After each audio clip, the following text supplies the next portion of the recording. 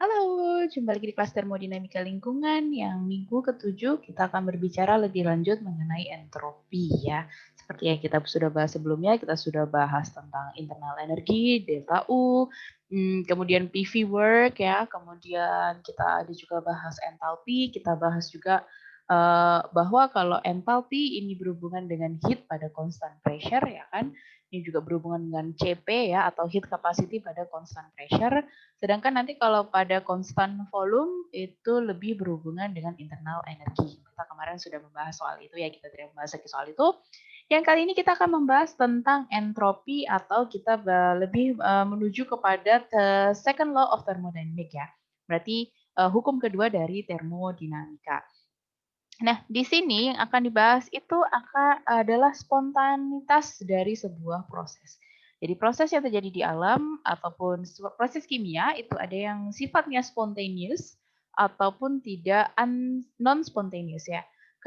Kenapa dia disebut spontaneous? Kalau dia spontaneous proses itu ataupun reaksi yang spontan, itu dia akan terjadi secara spontan tanpa perlu kita berikan intervensinya. Kita tidak perlu memberikan intervensi atau memberikan heat kah atau memberikan PV work. Kita tidak memberikan energi apa-apa yang bisa menyebabkan ada perubahan energi di situ ataupun ada perubahan reaksi yang terjadi. Ya, itu disebut sebagai spontaneous process. Nah, spontaneous process ini yang paling dekat adalah kalau kalian punya satu kopi panas di cangkir gitu ya. Kemudian kalau kalian bikin kopi panas, kemudian kalian taruh gitu ya, kalian taruh di meja, kalian letakkan di meja, nanti pada suatu saat kopi itu akan mendingin secara otomatis. Nah, ini bagaimana itu bisa terjadi? Karena panas yang ada di dalam kopi tersebut, yaitu karena di sini ada panas ya.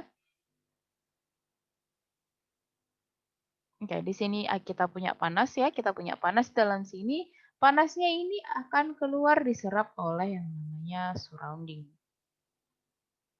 Oleh ini namanya sistem ya. Nanti kita akan berbicara tentang surrounding ataupun ke environment sekitar kita, lingkungan sekitar kita dan juga dengan sistem. Kita akan berbicara sistem dan surrounding.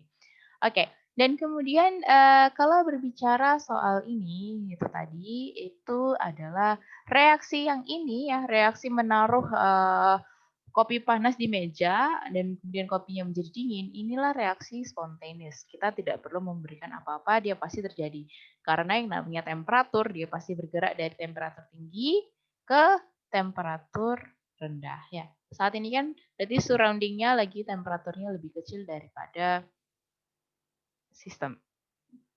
Oleh karena itu dia akan terjadi secara spontaneous. Nah, kemudian spontaneous itu ada dua hal ya. Spontaneous itu bisa terjadi pada hanya satu arah, tapi untuk arah lainnya tidak. Contohnya apa? Contohnya besi yang kemudian berkarat. Ini besi kemudian bisa menjadi karat, ini sebuah proses yang spontaneous akan terjadi. Tapi kalau kita mau menjadikan besi berkarat ini menjadi besi yang tidak berkarat, itu non spontaneous. Dia tidak terjadi secara langsung spontan, berarti harus ada force yang kita berikan, misalkan pakai apa, pakai cara apa gitu kan ya untuk besi ini dimurnikan lagi menjadi besi yang tidak berkarat. Nah, itu kan kita kan memberikan sebuah alat atau cara gitu ya. Berarti kan itu tidak spontaneous. Nah, kemudian yang kedua, spontaneous ini bisa hanya terjadi pada temperatur tertentu. Misalkan nih, kalian punya yang namanya es. Kemudian ini jadi air biasa ya. Ya, yang namanya es ya, pada suhu yang lebih dari 0 derajat ataupun suhu yang semakin panas, dia pasti spontaneous, dia akan mencair. Ya, dia pasti es akan menjadi es mencair menjadi air. Namun pada kondisi T lebih dari 0 derajat Celcius, nggak mungkin reaksi yang terjadi adalah air menjadi es. Luar biasa kalau air bisa menjadi es. Seperti itu ya. Nah, tapi kalau pada kondisi T ataupun suhunya di bawah dari 0 derajat Celcius, di mana seperti dingin sekali.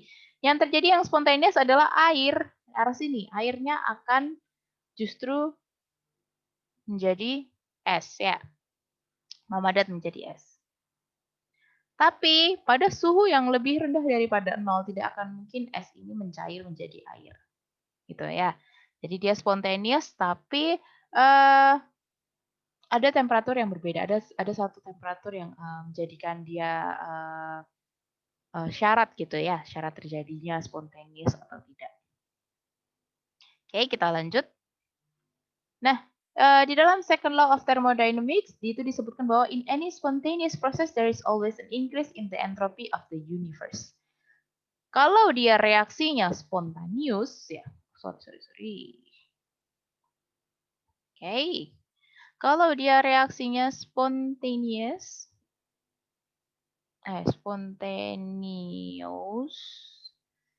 reaksi yang spontan delta S universe-nya pasti increasing. Ya. Jadi for a given change to be spontaneous, jadi kalau misalnya ada sebuah reaksi supaya dia spontaneous, delta S universe-nya must be positif. Delta S universe-nya harus lebih dari 0. Gitu ya. Oke. Nah, kita dari tadi ngomongin soal entropi. Jadi sebenarnya apa sih entropi itu? Entropi itu adalah a measure of disorder or randomness. Maksudnya apa? Di dalam kalian punya gelas kopi, di dalam satu vessel ataupun dalam satu ruangan yang ada partikel udaranya. Nah, partikel-partikel udara itu kan ini bisa punya partikel-partikel udara. Nah, partikel-partikel udara ini bisa bergerak bebas ya, bisa bergerak di dalam satu ruangan ini bisa bergerak bebas. Nah, inilah yang disebut sebagai randomness atau disordernya dari sebuah molekul.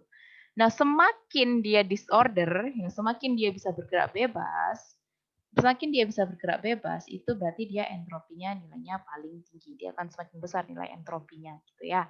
Nah, jadi kalau misalkan kita tahu bahwa sesuatu yang solid, dia pasti molekulnya itu bagaimana ngomongnya ya? Dia selalu rapi, tertata kalau sesuatu yang sudah solid ya. Kalau sesuatu yang solid ya pasti lebih tertata. Berarti ini lebih cenderung disorder atau tidak? Lebih cenderung tidak disorder ya. Sorry, bukan tidak disorder, berarti dia order gitu ya. Ya di sini order. Kalau liquid ini mungkin sedikit disorder, sedikit tidak ya, karena kalau sudah liquid sudah ada air yang masuk gitu ya. Kemudian molekulnya agak terpisah sedikit gitu ya. Ini berarti lebih more disorder than solid. Lebih jadi segala yang cair akan lebih tidak disorder, akan lebih disorder ya, lebih tidak rapih gitu molekul-molekulnya dibandingkan dengan yang padat. Apalagi yang gas. Kalau kita berbicara tentang gas, gas itu di udara dia bisa bergerak bebas, dia mau kemana-mana bergerak bebas. Ini berarti dia semakin tingkat disordernya paling tinggi ya.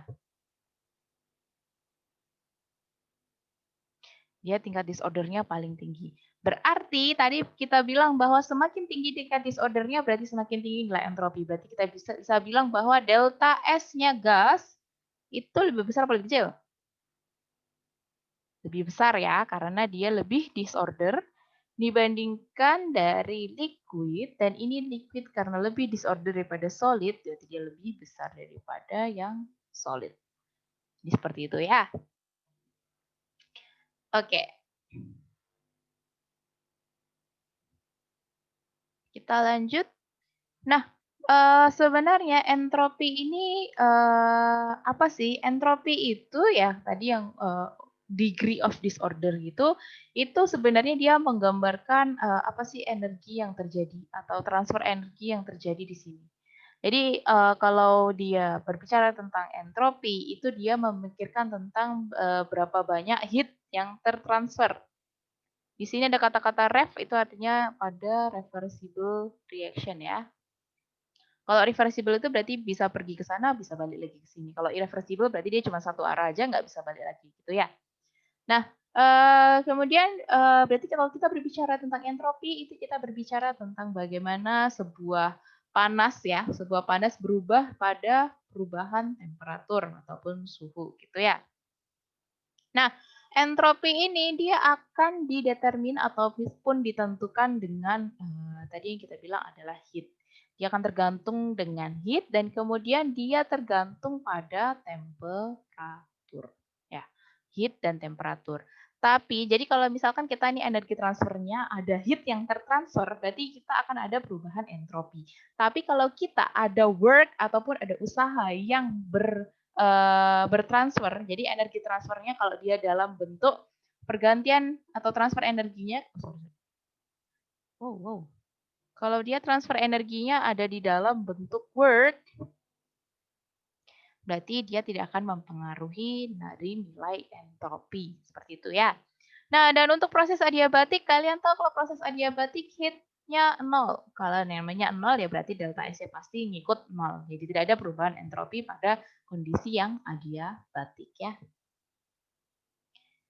Oke, kita lanjut. Nah, kemudian kita akan berbicara mengenai ini, delta S surrounding. Ke delta S itu sama dengan Q reversible per T ya. Kalau kita mau berbicara tentang surrounding nih, kita punya berarti Q-nya surrounding per satuan waktu. Dimana kalau kita nanti berbicara tentang constant pressure, berarti kita akan berbicara tentang enthalpy. Ya, berarti delta S surrounding gitu pada at constant pressure dia berarti bisa sama dengan perubahan entalpinya per temperatur. Nah, kemudian di sini bisa kita ketahui adalah delta H surrounding per temperatur. Nah, di mana menurut hukum Hess ya kan, hukum Hess itu delta H yang keluar sama dengan delta H yang masuk. Berarti delta H surrounding ini akan sama dengan kebalikannya dari delta H system. Oleh karena itu, pada at constant pressure kita bisa menuliskan bahwa delta S of surrounding ya, delta S-nya surrounding itu bisa sama dengan min delta H system per T. Gitu ya. Jadi dari mana ini bisa bisa timbul itu dari penurunan-penurunan ini ya. Oke. Nah, ini contoh untuk mengkalkulasi atau melihat bagaimana menghitung delta S surrounding. Misalkan nih pada metalurgi antimoni, kemudian ada pure metal ya, recovered via different reaction. Jadi ada reactionnya seperti ini. Ya, ini yang first reaction. Kemudian kita disuruh mengkalkulasi delta S surrounding for each of this reaction at ini 1 atm. Ya. Oh. Kemudian mohon maaf kayaknya tadi saya delta S itu satuannya joule per Kelvin ya. Delta S itu harus satuannya pada joule per Kelvin. Nah, tadi rumusnya adalah delta S surrounding itu sama dengan min delta H system per temperatur. Di mana ini delta H sistemnya adalah min 125. Berarti sama dengan min 125 dibagi 25, salah. Ini harus dalam Kelvin ya. 225 itu sama dengan 298 Kelvin. Ini ingat ini masih kilojoule ya. Nah, nanti akan kita dapatkan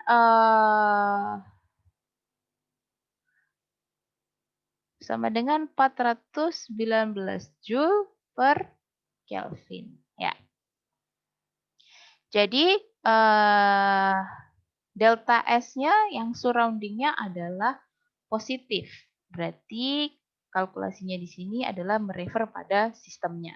Nah, kemudian pada yang reaksi kedua. Kalau reaksi yang kedua sama delta S surrounding-nya sama dengan delta H sistem per T ya. Berarti delta H, min delta H sistem. Min delta H sistem berarti dia min ya 778 kilojoule, jangan lupa ini kilojoule per T-nya tetap di 29 8 ya. Kita nemu di sini, aduh. Kita nemu di sini jadinya kita punya min 2,61 kilojoule per Kelvin.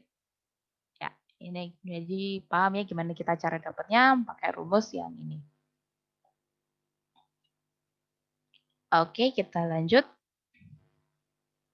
Nah, bagaimana dengan entropy change pada sebuah reaksi kimia? Kalau kemarin delta H kita kan tahu ya kalau delta H reaction itu sama dengan kanan kurangin kiri. Delta H produk dikurangin delta H reaktan. Sama. Jadi kalau di dalam menghitung entropi sama. Delta S reaction adalah produk dikurangin reaktan. Berarti kanan kurangin kiri. Ini produk, ini reaktan. Nah, ini guys, kalian bisa melihat dari ini ya, dari chemical reaction yang terjadi. Ini menunjukkan berapa molekul yang bereaksi di dalam sebuah reaksi kimia tersebut. Di sini ada 2 molekul, di sini ada 7 molekul, di sini ada 4 molekul, di sini ada 6. Berarti di kiri kita ada 9 molekul yang bereaksi, sedangkan di kanan kita ada 10 molekul yang bereaksi.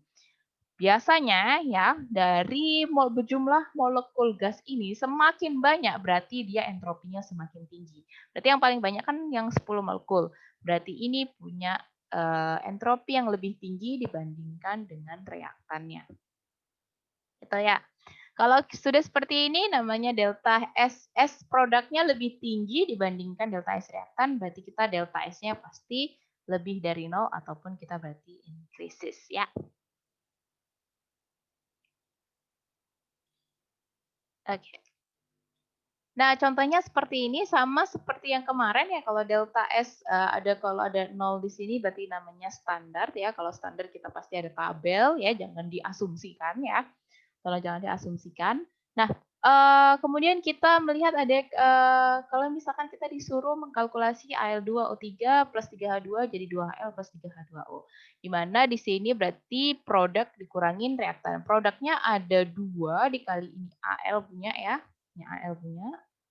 Ya, kemudian ditambah sama 3 kali H2O punya 131. Oh maaf, kita selalu lupa lihat ini ya. Gas apa liquid gitu. Ternyata dia gas, guys.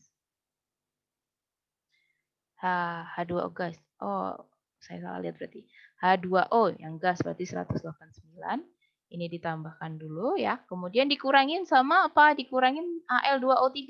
Al2O3-nya 51 ya. Al2O3-nya 51, kemudian di sini kita punya 3 dari H2-nya 131 gitu ya.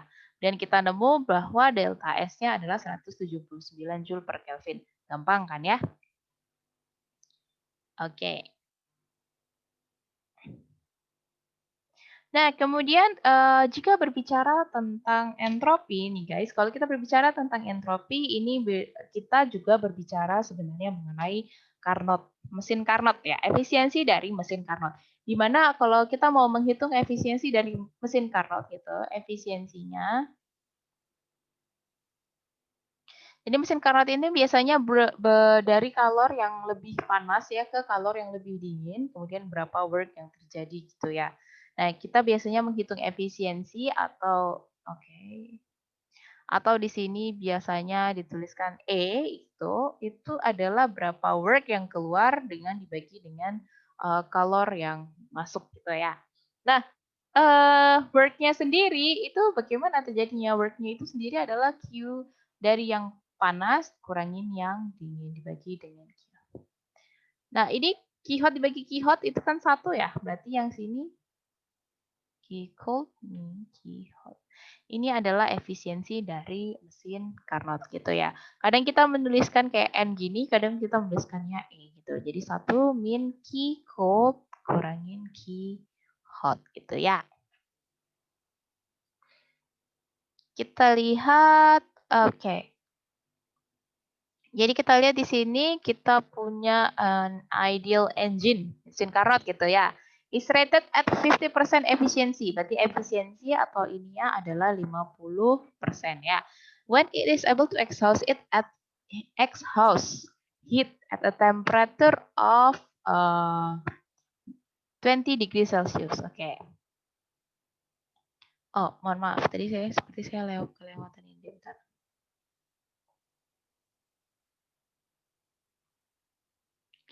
Oke. Jadi karena kita tahu bahwa mohon maaf tadi saya kelewatan ininya ya. Bahwa kita tahu bahwa delta S itu sama dengan Q per T ini pasti lebih dari 0 gitu ya. Berarti kita ini Q-nya ini bisa berhubungan dengan ini berhubungan dengan temperatur ya. Berarti tadi efisiensinya itu 1 min Q hot per Q cold. Ini bisa kita juga tuliskan sebagai T hot per T cold gitu ya. Oke, sekarang kita lihat soalnya. Di sini kita lihat bahwa tadi efisiensinya 50%, berarti di mana efisiensi itu sama dengan 1 min, kebalik ya. Oke, kita tahu E-nya ya, E-nya adalah 50%, berarti 0,5 gitu ya, 50%, 50% 100 kan ya, 0,5. Ini sama dengan 1 dikurangin T cold-nya, tahu nggak? T cold-nya 293 gitu ya. Yang mau kita cari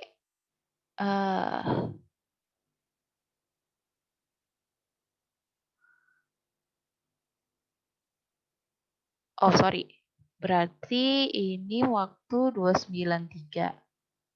Bentar. Kita baca soalnya dulu deh. Kecepatan nanti. Oke, jadi tadi efisiensinya 0,5 ya. Kemudian saat exhaust heat-nya at temperature 20 derajat Celcius atau 293 nih. Kemudian if the exhaust temperature is lowered to minus 30 gitu ya. Minus 30 berarti berapa nih? Tambah 273 berarti sama dengan 243 Kelvin ya. Kita harus mengkalkulasi efisiensinya. Ya, tadi kita sudah tahu T cold-nya, berarti kita harus tahu T hot-nya gimana cara carinya. Dimana efisiensinya adalah 1 min T cold per T hot gitu ya. Nah, kemudian efisiensinya 0, efisiensinya oke. Efisiensinya 0,5, 1 min T cold-nya adalah 293 ya, yang pada kondisi yang pertama kita mencari T hot, berarti T hot-nya kita nemu 586, nggak ada derajatnya Kelvin ya, 586 Kelvin. Nah, sekarang kita mau mencari efisiensinya kalau dia diturunkan menjadi minus 30 derajat Celcius ataupun yang namanya 243 Kelvin. Berarti kita cari lagi efisiensi atau efisiensi ini ya, itu berarti 1 min T cold per T hot. Di mana T cold-nya sekarang menjadi 243 dan T hot-nya tetap 586. Di mana efisiensinya menjadi 0,59 gitu. Ya, ini yang berhubungan dengan efisiensi. Sebenarnya gampang aja sih menghitung efisiensi itu ya. Oke. Dan kemarin kita kan kalau berbicara tentang hukum termodinamik yang ketiga, itu dibilang bahwa the entropy of a pure crystalline substance, crystalline ya berarti kayak solid yang benar-benar sudah ketata banget ya, tertata sekali ini yang namanya pure crystalline, dia entropinya 0. Jelas sebenarnya entropinya 0. Entropinya dia 0. Kenapa dia entropinya 0? Karena ini. Jadi yang namanya entropi itu juga bisa dihitung dengan cara Cullen-W. Di mana K itu adalah konstanta Boltzmann, yang ini nilainya. Kemudian W itu adalah kalau kita punya thermodynamic state gitu ya, dia punya specific number of microstate. Di mana state ataupun kondisi crystalline, pure crystalline ini, W-nya ini adalah 1. Berarti S-nya untuk pure crystalline itu sama dengan K ln 1, di mana ln 1 adalah 0. berarti S-nya pasti 0. Itu adalah hukum ketiga termodinamika gitu ya. Oke.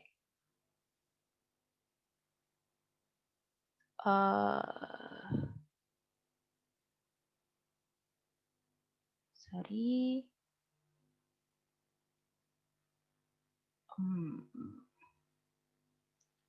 Oke. Kemudian kita lanjut, kita lanjut ini entropi yang bagian entropi yang terakhir ya. Setelah bagian entropi yang terakhir ini mungkin saya akan tutup dulu yang untuk entropinya. Lanjut kita ke video yang part 2 gitu ya. Jadi kita tadi kalau kita mau berbicara tentang entropi delta S universe ataupun di satu universal itu adalah delta S sistemnya sendiri ditambah dengan surrounding.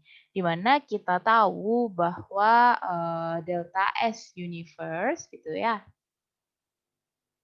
sama dengan delta S system ditambah delta S surrounding. Tadi apa rumusnya guys? Di mana delta S surrounding itu sama dengan Q per T gitu ya, di mana Q-nya sistem itu berarti min delta H sistem per T. Jadi ini bisa kita ganti delta S surrounding-nya adalah min delta H sistem per temperatur. Dimana karena ini untuk menyamakan semuanya, kita kalikan T gitu ya, berarti T delta S universe sama dengan delta S sistem, T delta S sistem min delta H sistem. Jadi di sini kalau kita mau balik adalah delta H sistem, ya delta H sistem, dikurangin T delta S sistem itu sama dengan min T delta S universe.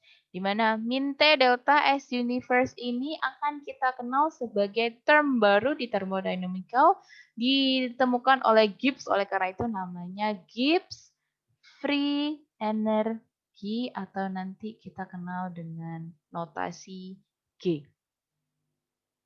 Ya.